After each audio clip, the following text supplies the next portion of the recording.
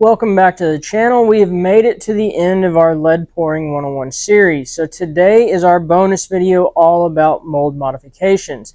Now a lot of people want to know how to modify a mold, which mold you can modify. So we're going to kind of give you a general outline to follow when it comes to modifying your own molds. There are a million possibilities out there, and it's ultimately just how creative you want to get. So I'm going to kind of show you some of the things to look for when it comes to modifying it, whether it's just to adapt a different hook, whether to take a jig head mold and make a spinnerbait or whatever. We're going to kind of give you the rough outline, and hopefully it kind of sparks that creative side of you and you can get started modifying your own molds. So the first category that we're going to talk about is modifying a mold to fit a different hook. Most of the time that is where people want to modify a mold to accept a larger diameter or heavier wire hook.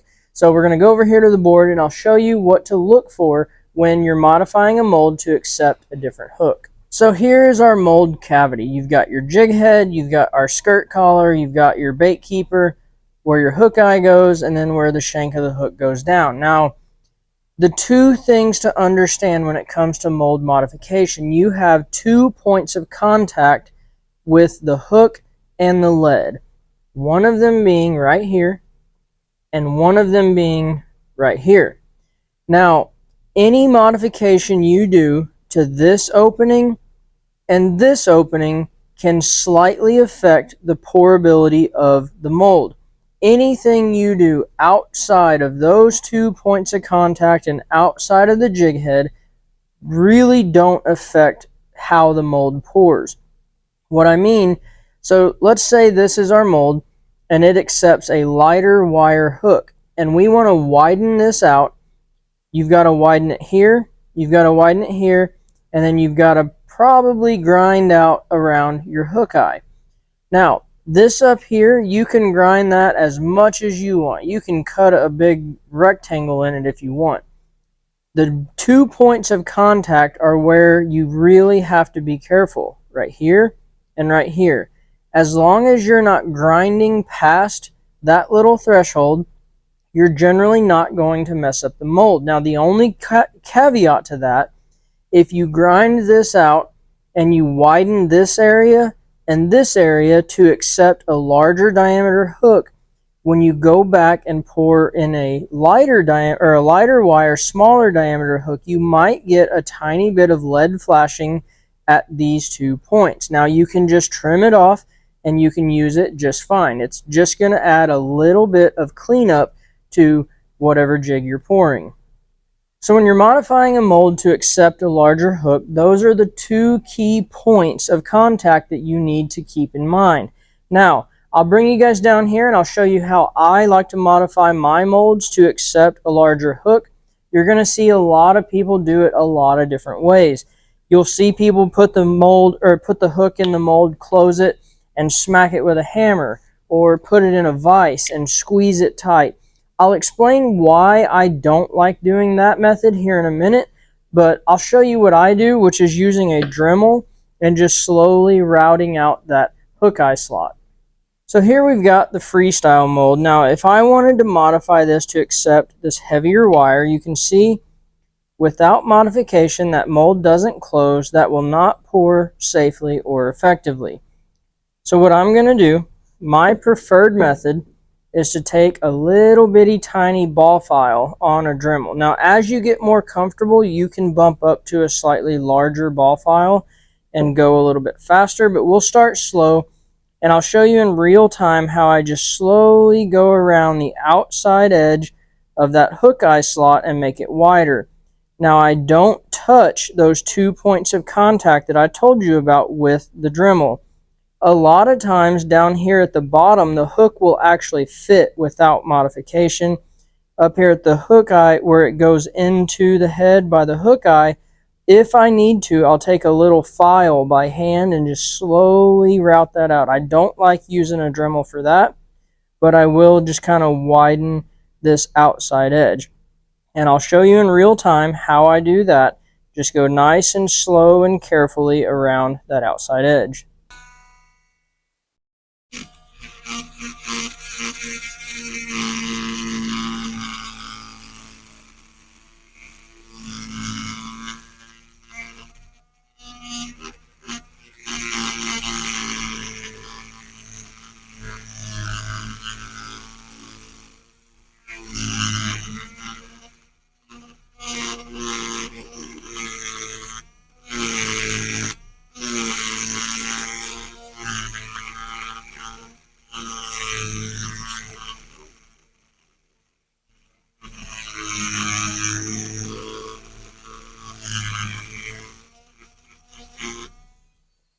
Once I get that hook eye slot routed out, I'll take this tiny little round jeweler's file and just a couple times just kind of run it through where that hook eye goes into the head of the jig. Now it doesn't take much. The tiniest little bit will widen that enough to where the hook shank will fit down in there.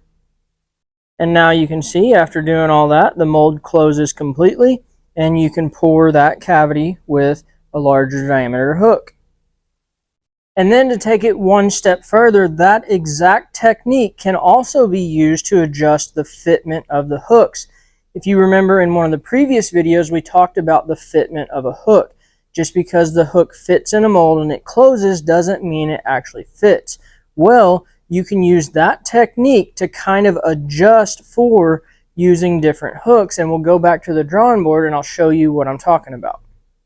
So here's our hook. Let's say you put your hook in the mold the way it's designed, and look over here. Look at how close your hook shank is to the back side of this jig. This is what we were talking about when we talked about fitment in our troubleshooting videos. Well, if you have a situation like this where the diameter of the hook is correct but the fitment is slightly off, you have a little bit of wiggle room up here to adjust to correct that. So in this particular scenario where the hook is up against the back of the cavity, you can route the top side of where that hook eye goes to pull that hook over and center it within your collar. And that's going to allow the lead to pour better. If you're having those issues with your collar not fitting or filling in all the way, it could be a fitment issue. Now you have a tiny bit of wiggle room to bring hooks in, but you have a lot of wiggle room to take hooks out. So keep that in mind as well when you're looking at fitment. You can route that out a little bit, and it has nothing to do with a larger diameter hook. It's just centering that hook within the collar. And the most common cause for the fitment issue is generally using a smaller or larger hook than what the mold recommends. So say your mold recommends a 1/0 hook and you want to use a 2/0 hook, you're probably going to route the top side of that hook eye out to push the hook a little farther over to center it. All that's going to do is, I'll show you here, it's just going to make your hook eye stick up a little bit farther, and then the same going the other direction. If you're using a smaller hook, it's going to suck that hook eye in a little bit closer to the head of the jig. Now, you can kind of go to the extreme on the larger size. You can push that hook eye pretty far away from the jig head. The only thing you're doing when you do that is you create a snagging point. If that hook eye sticks up really far and something hits it, it's going to create a snag.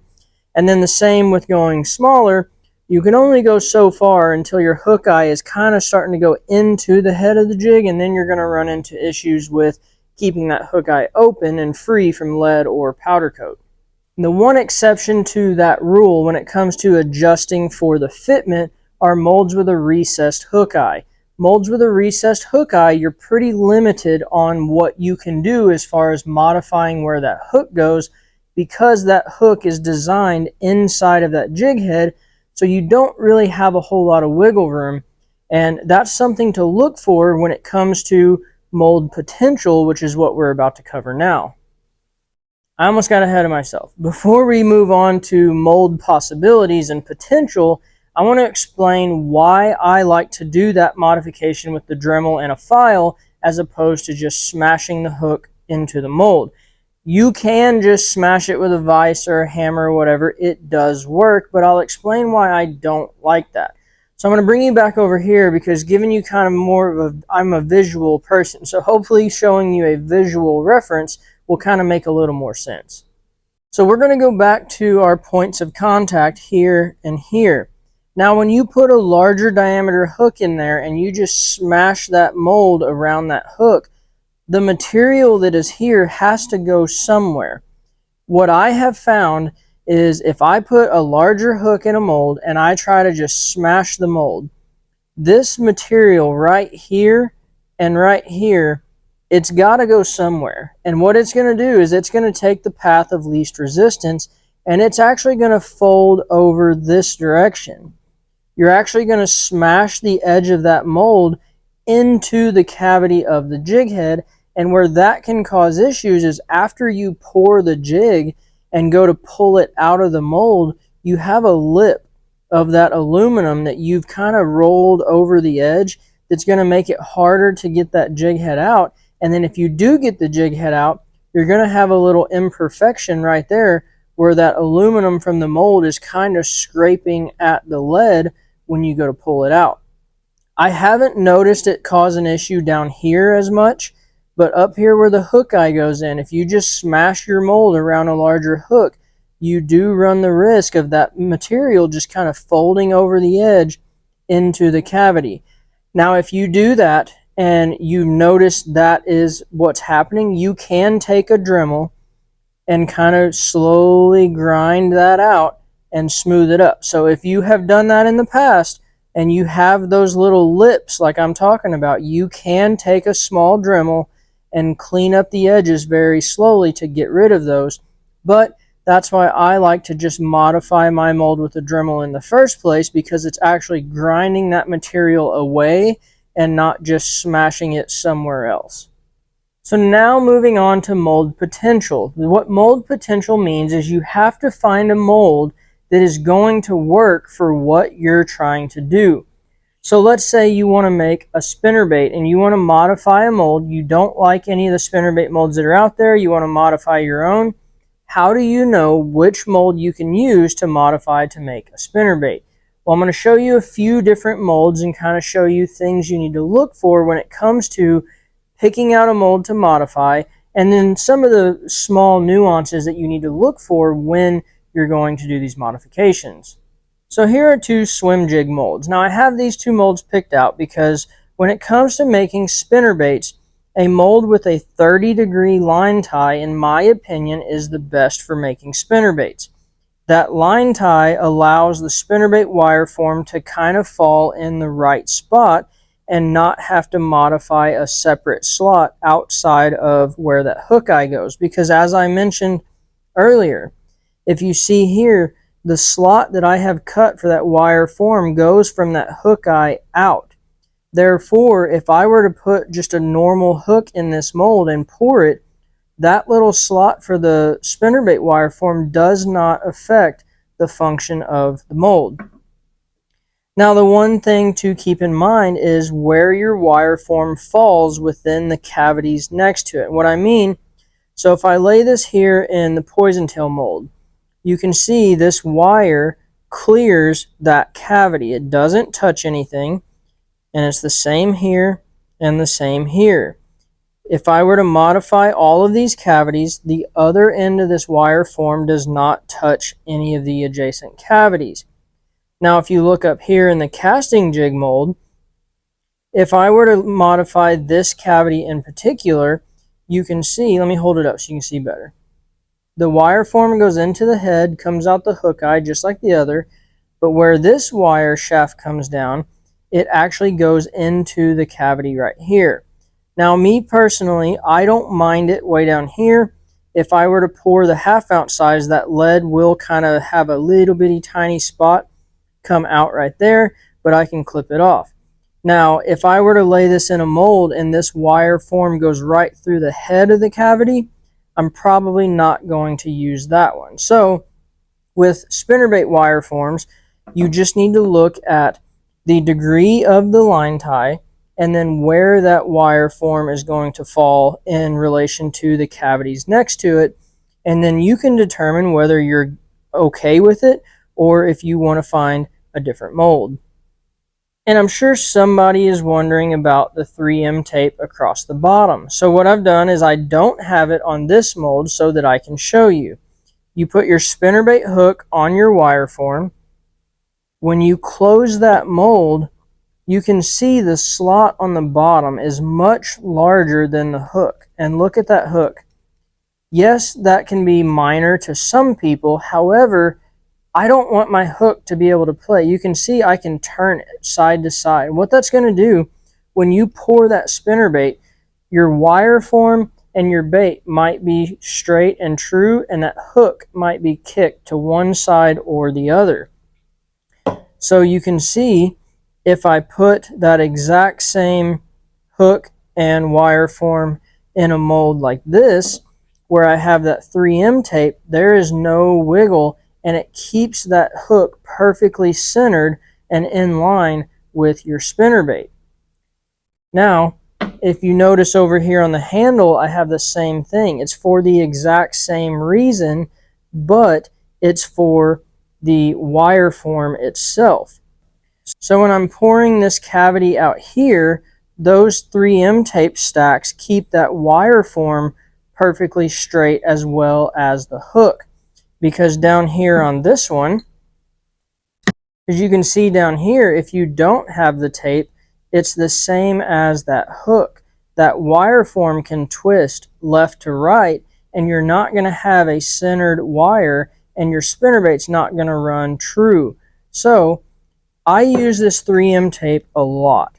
It's just double-sided 3M tape that I leave the sticky side on. I'll explain this weed guard here in a minute. But I use the 3M tape a lot. It keeps a lot of these hooks, especially when you get into modifying, like heavily modifying molds. Just throwing a piece of tape down here just keeps all your components nice and true and straight.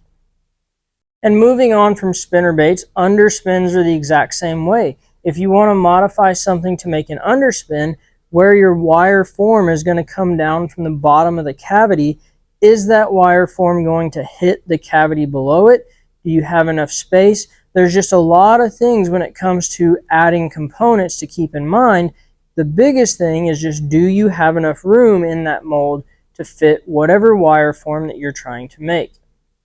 And for anyone wondering how you're going to get those wire forms to fit in the mold, what I like to do with anything, whether it's a spinnerbait wire, underspin wire, anything, I'll take the mold, I'll lay the wire in the mold where I want it. I'll put a piece of tape just kind of holding it in place. I'll close the mold, and I'll just squeeze the mold with my hands just hard enough to leave an imprint of that wire form inside of the mold.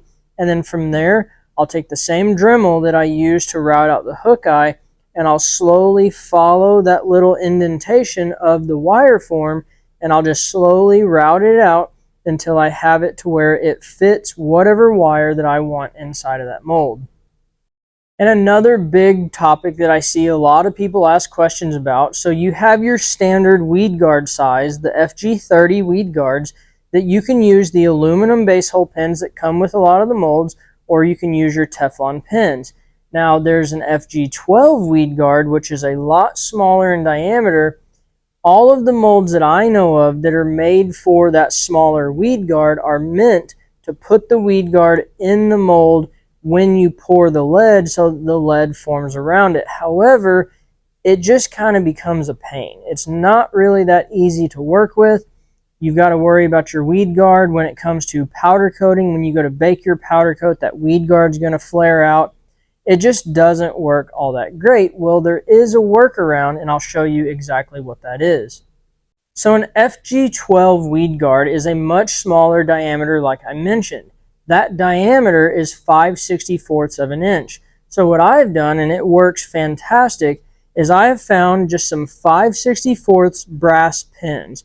I bought these on Amazon. I know a lot of guys will take and find 5/64 welding rods or whatever you can find. Anything that is that diameter, you can typically use it. And what I do is I take that exact same 3M tape that you saw to hold the spinnerbait wire forms and hooks and everything in place, and I'll place it in the mold. And I'll bring you guys down here and I'll show you what it looks like. So here's a football jig mold that is designed to use the FG12 weed guard. Now, instead of just laying the weed guard in the mold and pouring the lead, what I've done is I take that 3M tape and I lay it right there in the channel where that weed guard is supposed to go. Then I take my 5/64 brass pin and I lay it right in there, and it acts as a base hole pin. Now, this 3M tape does two different things. It keeps the weed guard pin centered, just like it does with everything else, but it also holds it in the mold. When I close this mold, that base hole pin is not going to fall out. Without something holding that in place, if you put one of these pins in there and try to pour it, that pin can actually fall out. So that 3M tape will act as a centering device and it holds everything in place. So all I do, I just put my hook in the mold, I lay that base hole pin in, I can close it, I can pour it just like normal. After I pour the jig, I can pull that base hole pin out, powder coat, do everything with the exact same process as the larger FG30, and I can do it with the FG12. And how far you take these mold modifications is just up to you, your creativity, and what you're willing to do with your molds. I've done some pretty extensive modifications. I've taken a hacksaw and cut my mold so that I could pour a direct connected bladed jig with the blade connected to a completed wire form, so there's absolutely no way it can come out. I've taken the Poison swingtail mold, which is meant for making a free swinging swim jig, and I've modified it to make what I think is the perfect underspin. There's just a ton of possibilities out there. You can get as creative as you want. There are a lot of things that you can do with these molds that don't take away from the original function of the mold. As I mentioned earlier, you can modify outside of that jig head as much as you want. So take that hybrid grass jig mold that I was just talking about, where I took a hacksaw and cut a slot into that mold. That cut is out here into the hook eye. It does not take away from the original intent of this mold. I can still put a regular hook in here and pour a swim jig, and it does nothing whatsoever with that little cut that I made for the blade. Now, some modifications are irreversible, like the underspin mod that I did with the Poison swingtail. That mold cannot be used for its original intent, but that's exactly what I wanted. I can now make the exact underspin that I want. It's got a 90-degree hook instead of a 30-degree hook like it's designed. It has a screw lock bait keeper. It's got an angled wire for that underspin. It has everything that I wanted, and it's something I was willing to do with that mold. So all of this stuff, I hope it kind of gives you a better understanding of things to look for. If you're going to modify it to add components, where do those components land within that mold in relation to the cavities next to the one you're modifying? That doesn't mean that if the wire form that you want to use hits another cavity that you can't do it. You can do whatever you want. You can probably still pour the cavity that that wire form goes into. You might just have to trim a little bit of extra lead off. It might have a little bit of extra cleanup if you start modifying into other cavities, but it's still possible, it's doable, and if you want to do it, go for it. And this is going to wrap up the whole lead pouring series. I hope you guys enjoyed it and found this useful. I know with the mold modifications, there's only so much I can do in one video. I can't make an 8-hour video. So if there are modifications that you guys would like to see a dedicated video on, let me know down in the comments. Whether that be the bladed jig mold I'm talking about or the underspin mold, whatever the case may be. If you guys would like to see it, let me know down below. And I really appreciate all of you that have stuck around and watched this entire series. I appreciate it more than you will know. There's a lot of information on the soft plastic side of things, but not a lot of information on the lead side of things. So my intent with this is to help you guys gain the confidence and give you some of the knowledge needed to get started in the lead pouring side of things. Whether that be just buy the mold, the hook that it recommends, and go with it, or if you want to do like what I do with a lot of stuff and start to get creative and modify molds. I just want to give you guys the confidence to move forward in this side of the hobby. And I hope you guys liked this entire series. Let me know what you thought of it, and do me a favor, hit that like button, subscribe to the channel. We'll see you on the next one.